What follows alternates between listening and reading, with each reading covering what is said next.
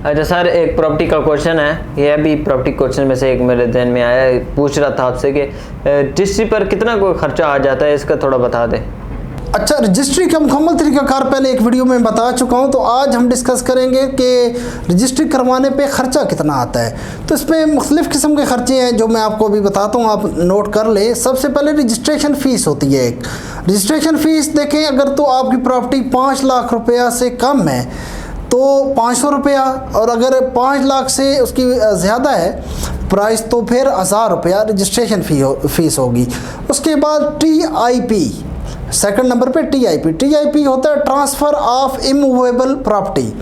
क्योंकि ज़मीन है, दुकान है या घर है, फ्लैट है, तो इमूवेबल प्रॉपर्टी होती है, तो ट्रांसफ़र ऑफ इमूवेबल प्रॉपर्टी जिसको TIP बोला जाता है। अब TIP के लिए सबसे पहले तो आपने ये देखना है कि आपका जो प्लाट है, घर है, ये ज़मीन दुकान है, किस एरिया में आती है, डिस्ट्रिक्ट काउंसिल में आती है या मेट्रोपॉलिटन कॉरपोरेशन में आती है या कंटोनमेंट बोर्ड में आती है। अगर तो डिस्ट्रिक्ट काउंसिल या मेट्रोपॉलिटन कॉरपोरेशन में आती है तो 1% वो आपने उसका टैक्स पे करना है TIP, और अगर कंटोनमेंट बोर्ड में आ रही है तो फिर 3% उसका टैक्स है जो आपने अदा करना होता है। ये 1% और 3% दोनों मैंने ये आपको बता दिए हैं।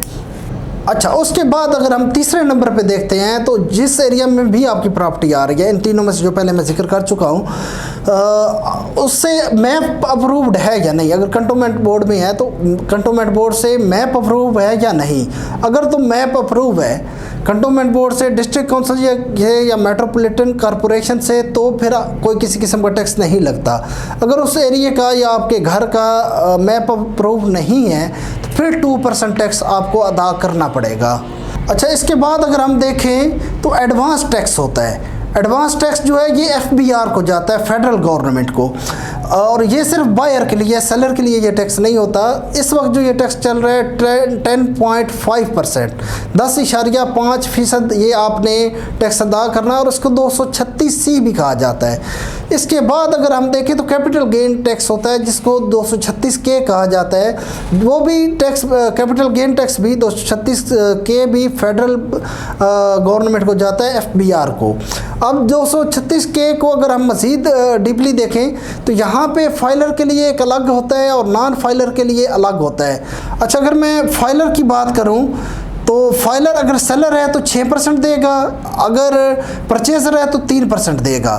और अगर नॉन फाइलर की बात करूं तो अगर नॉन फाइलर सेलर है, बेचने वाला है, प्रॉपर्टी बेच रहा है, तो 13.5% देगा, और अगर खरीद रहा है नॉन फाइलर तो 6% टैक्स अदा करेगा।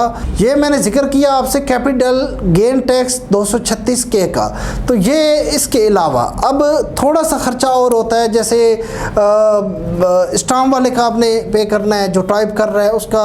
इसके अलावा 10,000 रुपया कम से कम आपने जेब में रखना है, जिससे आपने पटवारी को खुश करना है, तहसीलदार को खुश करना है, इनके लिए रिश्वत के तौर पे, क्योंकि देखें ये रिश्वत आपको देनी पड़ेगी। अच्छा, एक शख्स मुझसे सवाल कर रहा था कि मैं तो लीगल काम करा रहा हूँ तो फिर रिश्वत किस चीज़ की? तो पाकिस्तान में लीगल काम की ही रिश्वत होती है, इलीगल काम तो उसके लिए तो बहुत ज़्यादा रिश्वत होती है।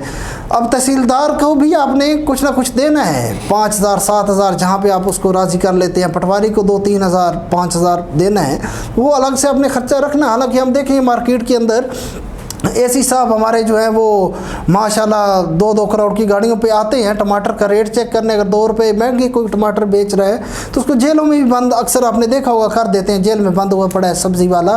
लेकिन AC की ऐन नाक के नीचे तहसीलदार रिश्वत ले रहा होता है, लेकिन AC उस पर कोई एक्शन नहीं लेता, तो कुछ नहीं हो सकता। तो लिहाजा एक हिस्सा आप उस रिश्वत का भी जेब में डाल के जाएँ, वो भी आपने देना होता है।